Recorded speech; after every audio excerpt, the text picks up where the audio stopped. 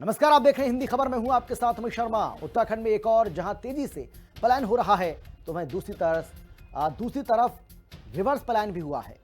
CM Dhami ने कहा है कि रिवर्स पलायन को बढ़ावा देने के लिए प्रदेश भर में प्रवासी पंचायतों का आयोजन किया जाएगा। वहीं कांग्रेस ने रिवर्स पलायन को लेकर भी सरकार के दावों पर सवाल उठाए हैं। करण महाराणा ने कहा है कि इससे झूठी और बेईमान सरकार मैंने कभी देखी नहीं। राज्य में जो रिवर्स पलायन हुआ वो सरकार की नीतियों के परिणाम नहीं बल्कि कोरोना काल की मजबूरी में था।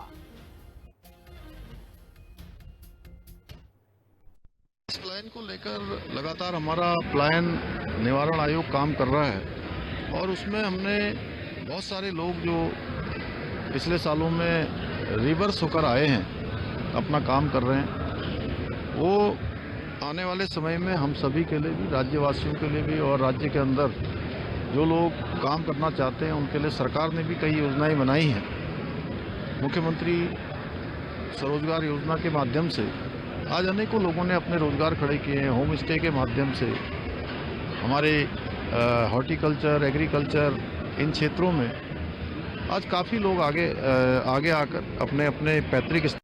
देखिए, इससे झूठी और बेईमान पार्टी और सरकार मैंने नहीं देखी।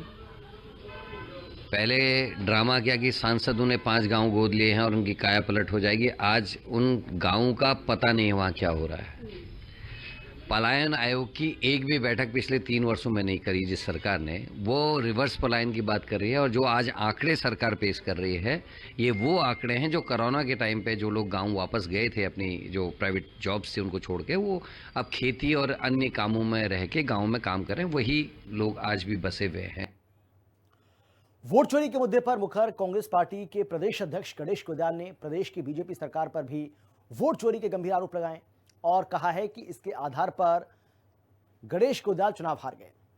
उन्होंने कहा है कि वो खुद 2022 का विधानसभा चुनाव नजदीकी अंतर से हारे क्योंकि कैबिनेट मंत्री धन सिंह रावत ने श्रीनगर में बाहर से आए छात्रों और बिहारियों के फर्जी वोट बनवाकर चुनाव में जीत हासिल की। गणेश गोदियाल के आरोप पर बीजेपी ने अब तीखी प्रतिक्रिया दी है। 2022 में वोट चोरी से चुनाव जीती बीजेपी। गोदियाल के आरोप से गरमाई राजनीति। बीजेपी का पीसीसी अध्यक्ष पर हमला जवाबी। 2027 में इन्हें सबक सिखाएंगे देवभूमि वासी। देश के साथ ही उत्तराखंड में कांग्रेस लगातार वोट चोरी का मुद्दा उठाकर बीजेपी को घेर रही है। अब कांग्रेस प्रदेश अध्यक्ष गणेश गोदियाल ने इस मुद्दे पर प्रदेश की बीजेपी सरकार पर गंभीर आरोप लगाए हैं। पौड़ी में जनसंवाद के दौरान मीडिया से बात करते हुए पीसीसी अध्यक्ष ने कहा कि 2022 में उत्तराखंड में बीजेपी की सरकार भी वोट चोरी के सहारे बनी और वो खुद इसके सबसे बड़े प्रमाण हैं। गणेश गोदियाल ने कहा कि वो श्रीनगर विधानसभा का चुनाव 2022 में केवल 580 वोट से हार गए क्योंकि वर्तमान में धामी सरकार में कैबिनेट मंत्री धन सिंह रावत ने श्रीनगर में बाहर से आकर पढ़ने वाले छात्रों और बिहारियों के हजारों फर्जी वोट बनवाए और उन्हीं वोटों के सहारे धन सिंह रावत ने चुनाव में जीत हासिल की।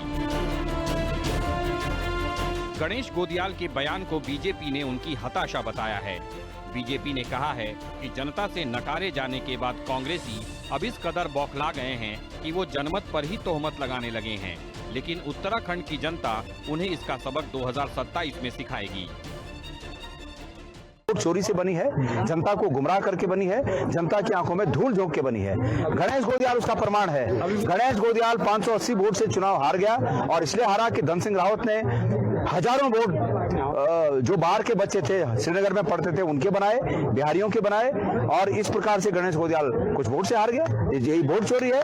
अगर वोट चोरी का मामला होता तो ये 11 से 20 कहां से पहुंचते, ये 54 से 99 कहां से पहुंचते। अगर वोट चोरी का मामला होता तो इनके अल्मोड़ा के, लोहाघाट के, द्वाराहाट के या अन्य जगह के विधायक कैसे जीतते। ये हताशा दिख रही है साफ साफ। और कुछ नहीं मिला इनके पास तो इन्होंने कहता वोट चोरी का मामला है। और वोट चोरी के नारे का क्या हश्र हुआ है बिहार के चुनाव में, ये सब आपने देखा है।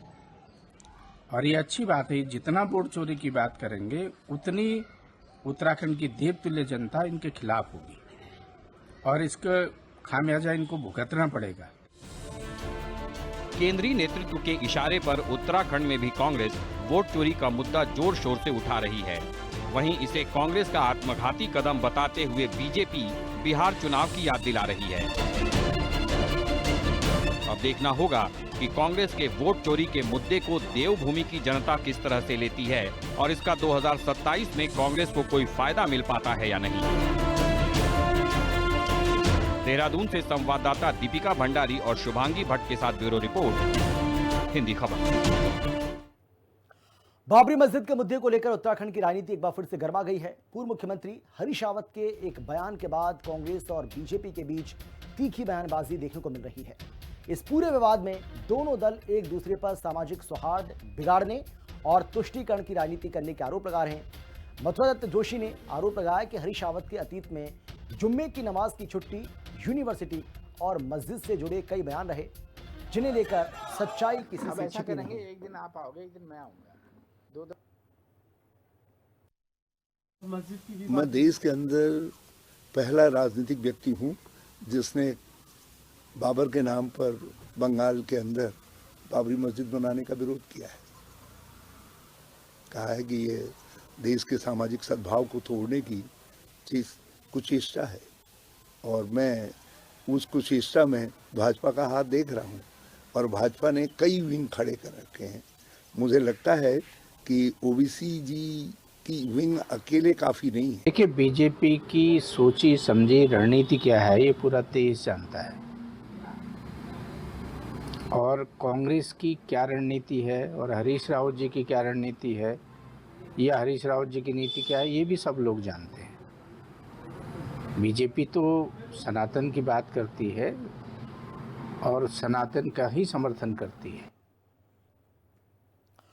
महिला कांग्रेस कमेटी उत्तराखंड की नवनियुक्त ऑब्जर्वर पूनम पंडित का उत्तराखंड आगमन हुआ और इस मौके पर प्रदेश कांग्रेस मुख्यालय देहरादून में प्रदेश महिला कांग्रेस कमेटी ने उनका स्वागत किया। पूनम पंडित ने तमाम महिला कांग्रेस कार्यकर्ताओं के साथ बैठक की और आगे की रणनीति पर चर्चा की। उन्होंने कहा कि उत्तराखंड महिला कांग्रेस में अपार संभावनाएं हैं। संगठन को जमीनी स्तर पर और अधिक मजबूत करना, महिलाओं की समस्या को प्रमुखता से उठाना और कांग्रेस की विचारधारा को हर वर्ग तक पहुंचाना प्राथमिकता रहेगा।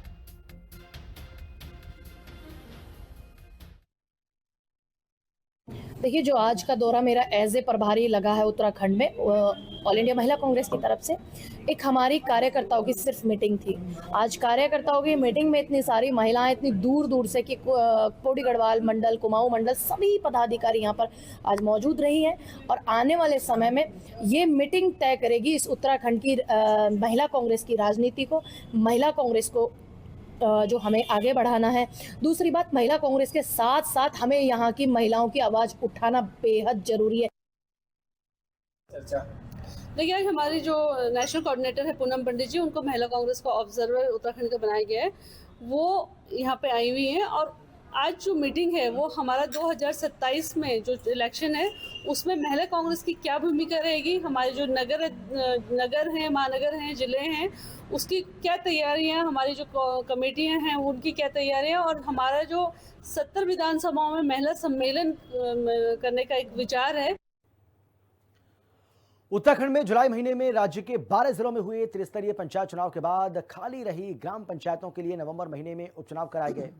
बावजूद इसके राज्य की 12 ग्राम पंचायत में 35 ग्राम पंचायत ऐसी हैं जिनमें ग्राम प्रधान, क्षेत्र पंचायत सदस्य और ग्राम पंचायत सदस्य के पद खाली हैं और इसकी वजह से इन ग्राम पंचायत के विकास में भी रुकावट होती है। जमीनी स्तर पर होने वाले कई काम रुक जाते हैं। जुलाई और नवंबर महीने में चुनाव और उपचुनाव कराए गए थे।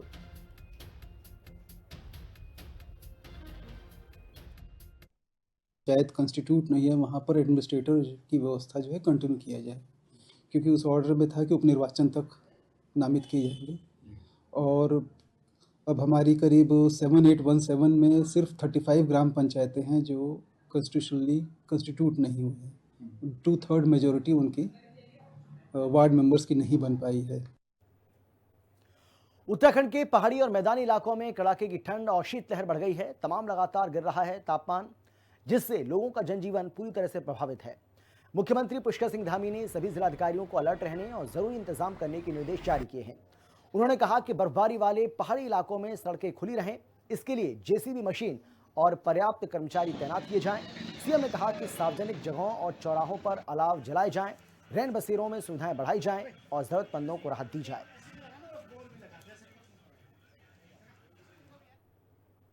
को लेकर चूँकि गरीब लोगों को जो कपड़े दिए जाने हैं, कंबल दिए जाने हैं या अलाव जलाए जाने हैं, उन सभी की व्यवस्था के लिए कहा है। जो हमारे रैन बसेरा इत्यादि हैं, उन स्थानों को ठीक प्रकार से हमारे नगर निगम के लोग, जिला प्रशासन के लोग ठीक प्रकार से देखेंगे। और सड़कें जहां बर्फ़ जम जाती है, उन स्थानों पर भी पीडब्ल्यूडी और अन्य विभाग जो हमारे बीआरओ हैं या अन्य इस क्षेत्र में काम करने वाले विभाग हैं, सभी विशेष रूप से देखेंगे कि आवागमन लोगों का आसानी से होता रहे, कोई दुर्घटना इत्यादि न हो। सर, खेल कार्यक्रम में यहाँ पे हरिद्वार में ठंड बढ़ने के कारण जिला प्रशासन पूरी तरह से सतर्क है। जिलाधिकारी मयूर दीक्षित लगातार अलग अलग इलाकों में जाकर रैन बसेरों और अलाव की व्यवस्था की जांच कर रहे हैं और इसी क्रम में उन्होंने शिवालिक नगर पालिका क्षेत्र का निरीक्षण किया। डीएम ने टिहरी विस्थापित क्षेत्र, सेक्टर 4 और आसपास के इलाकों में रैन बसेरों, अलाव और ठंड से बचाव की सुविधाओं को देखा। बाद में उन्होंने नगर पालिका कार्यालय जाकर व्यवस्थाओं की जानकारी ली। जनता पार्टी की सरकार मुख्यमंत्री पुष्कर सिंह धामी जी के नेतृत्व में है और इस सरकार का संकल्प है कि हर जरूरतमंद के घर तक पहुंचना है, जहां उसको आवश्यकता है वहां तक पहुंचना है।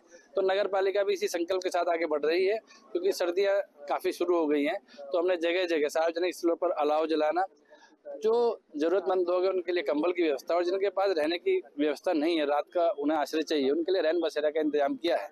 तो उसी का निरीक्षण आज मैंने और जिलाधिकारी महोदय ने किया और ये वास्तव में जो है हम लोगों का कर्तव्य है और इस कर्तव्य को अच्छी तरह से निभा सके ये हम प्रयास कर रहे हैं। अब ये क्या है ना कि सर्दी का मौसम है, ठंड के प्रकोप को लेकर जिला प्रशासन जो है अलर्ट मोड पे है और लगातार जिलाधिकारी महोदय हैं, नगर पालिका या नगर निगम लगातार जो एरिया है सब में निरीक्षण कर रहे हैं, किस तरह का जायजा ले रहे हैं और ठंड को लेकर किस तरह की तैयारियां हैं। माननीय मुख्यमंत्री जी के निर्देशों के क्रम में लगातार सभी नगर निकाय सर्दियों की जो व्यवस्था है उसको चाक चौबंद कर रहे हैं और आज निरीक्षण किया गया यहाँ पर शिवालिक नगर पालिका में जो व्यवस्थाएं की गई हैं, जिसमें जगह जगह 25 से 30 जगह अलाव जलाए जा रहे हैं और रैन बसेरे का भी यहाँ पर एक निर्माण किया गया है जो अच्छी क्वालिटी का बनाया गया है।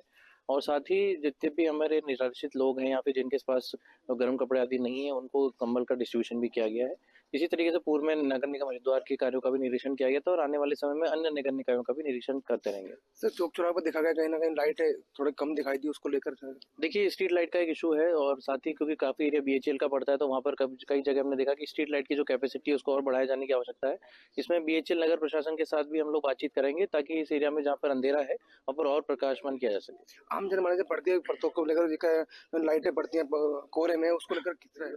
देखिए अभी क्योंकि कोहरे की भी काफी प्रॉब्लम्स हैं और जो ट्रैफिक रूट्स हैं हमारे जनपद से विभिन्न रास्ते जाते हैं, तो हमने लगातार ट्रांसपोर्ट डिपार्टमेंट और पुलिस डिपार्टमेंट को सचेत कर रखा है वो ओवर स्पीडिंग ना हो और साथ ही कोहरे में जो ट्रैफिक है उसको मॉनिटर करते रहें। रिफ्लेक्टर्स आदि का भी प्रयोग किया जा रहा है और सभी जनपद वासियों से भी, साथ ही जो हमारे जनपद में आगंतुक आते हैं उनसे अनुरोध है कि कोहरे में ड्राइव करने से बचें और अगर बहुत आवश्यक है अगर ड्राइव करना तो कम स्पीड पे अपने सभी सुरक्षा मानक को पालन करते हुए ड्राइविंग करें। जिलाधिकारी महोदय ने साफ तौर से कहा कि जो कोहरे के चलते समय जो है सावधानी बरते और आम जनमानस को भी इसका ध्यान रखना चाहिए। लगातार नगर निगम और नगर पालिका इसमें सचेत रूप से कार्रवाई कर रही है। हरिद्वार से हिंदी खबर के लिए सचिन सैनी। दिसंबर के अंत तक उत्तराखंड आने वाले दूसरे राज्यों के वाहनों और ग्रीन सेस के नाम से टैक्स देना होगा। उत्तराखंड राज्य सरकार का यह फैसला अब अपने अंतिम चरण पर है और जल्द ही बाहरी राज्यों के वाहनों को उत्तराखंड प्रवेश करने पर एंट्री टैक्स के तौर पर ग्रीन सेस देना ही होगा। जानकारी के मुताबिक दूसरे राज्य से आने वाली हर प्रकार की गाड़ी के फास्टैग से ऑटोमेटिक पैसे कट जाएगा और ये प्रक्रिया ANPR कैमरों की नजर में रहेगी। ग्रीन सेस से हर साल लगभग 100 करोड़ से लेकर के 150 करोड़ रुपए सरकार को राजस्व मिलने का अनुमान है।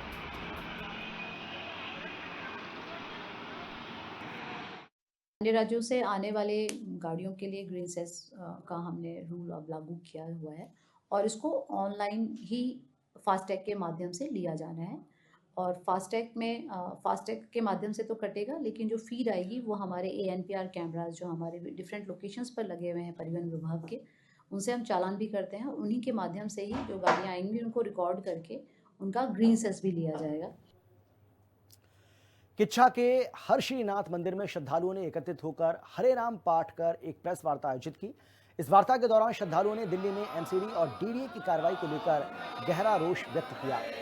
श्रद्धालुओं ने आरोप लगाया कि दिल्ली स्थित दरगाह बाबा रतन नाथ जी पेशावर वाले मंदिर के पास की खाली भूमि मंदिर परिसर है, लेकिन सरकार ने इसे अतिक्रमण के नाम पर खाली करा लिया है और इस कार्रवाई से श्रद्धालु बेहद नाराज हैं।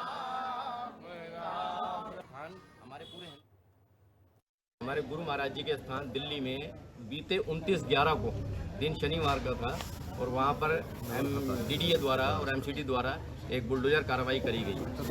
गुरु महाराज जी के स्थान के दोनों साइड में खाली जगह थी, जहाँ पर बड़े जब प्रोग्राम होते थे, आयोजन होते थे, तो एक तरफ लंगर का प्रोग्राम होता था और एक तरफ तुलसी वाटिका, एक बहुत अच्छी तुलसी वाटिका थी, वहाँ पर बहुत अच्छे अच्छे पुष्प लगे हुए हैं। उन्हीं पुष्पों से हमारे वहाँ भगवान जी का श्रृंगार होता था, वो डीडीए द्वारा तोड़ दिया गया।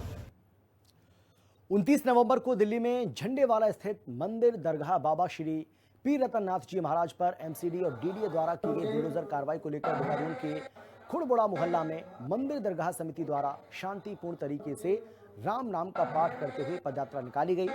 इस दौरान पूरे मामले को लेकर प्रेस कॉन्फ्रेंस की गई। आपको बता दें कि दिल्ली के झंडेवालान में स्थित करीब 1400 वर्ष पुराने ऐतिहासिक बाबा श्री पीर रत्ननाथ मंदिर परिसर में 29 नवंबर को डीडीए और एमसीडी द्वारा की गई तोड़फोड़ कार्रवाई को लेकर देश विदेश में बसे श्रद्धालुओं में भारी रोष है।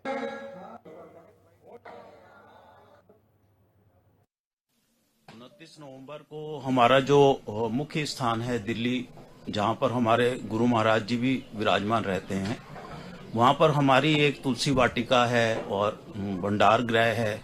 उसके साथ हमारी करीब 3800 गज जमीन है।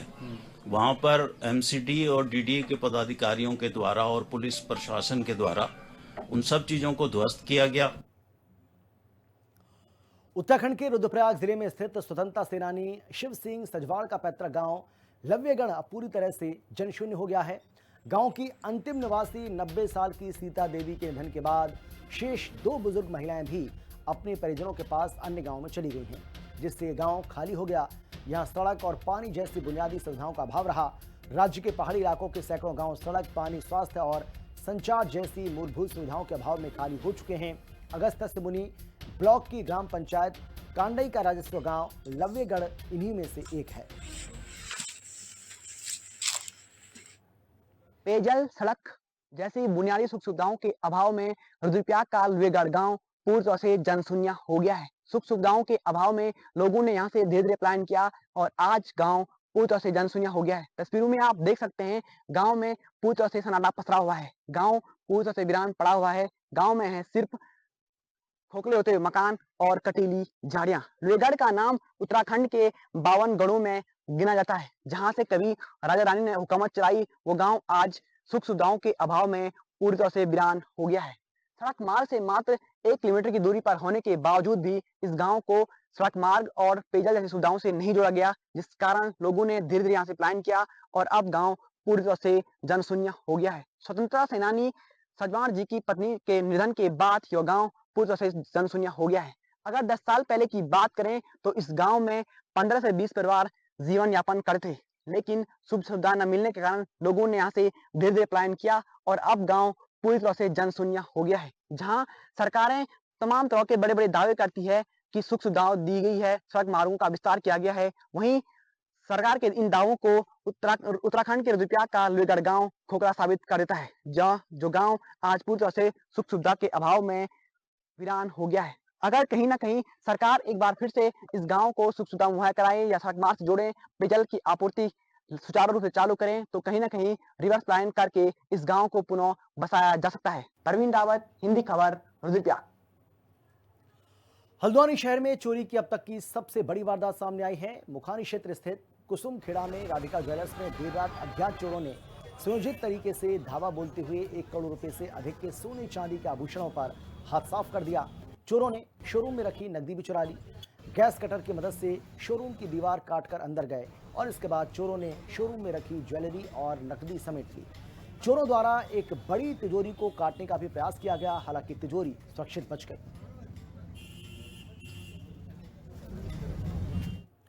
और अब खबर है लक्सर से, जहां पुलिस ने 8 घंटे के अंदर एक शातिर चोर को गिरफ्तार किया, जिसने सुल्तानपुर में सीमेंट फैक्ट्री के बाहर से 800 कट्टे सीमेंट से भरा ट्रक चोरी किया था।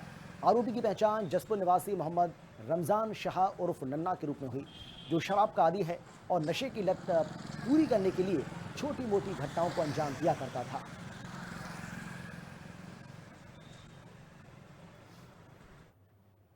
उनका ये कहना था कि उनकी ट्रक में 80 बैग सीमेंट के थे।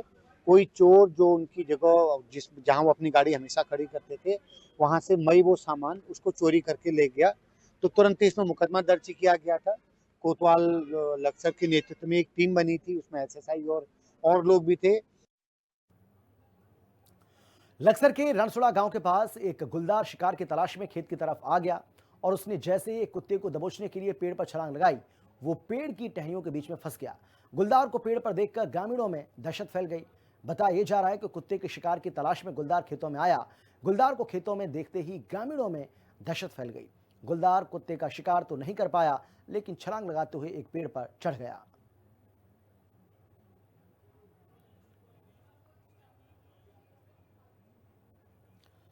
देहरादून में मुख्यमंत्री धामी के अचानक निरीक्षण के बाद पुलिस अलर्ट मोड में है। एसएसपी अजय सिंह ने सभी थानों को साफ सफाई में कड़ाई बरतने के निर्देश जारी कर दिए हैं और इसके तहत हर रविवार पुलिसकर्मी थाने में 1 घंटे का श्रमदान करेंगे। थाना डालनवाला में पुलिसकर्मियों ने तुरंत साफ सफाई करके परिसर को व्यवस्थित तरीके से अब कर दिया है। एसएसपी ने सभी वरिष्ठ अधिकारियों को अपने अपने थानों का अचानक निरीक्षण करने और अर्धवार्षिक निरीक्षण जल्द पूरा करने के निर्देश भी दिए हैं।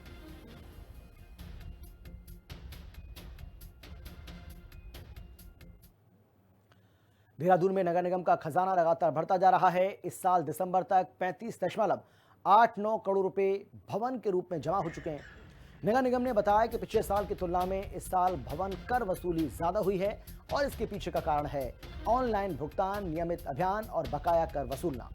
इस बार नए तरीके से बिल व्हाट्सएप पर भेजे गए, जिससे करीब 5,000 लोगों ने टैक्स जमा किया।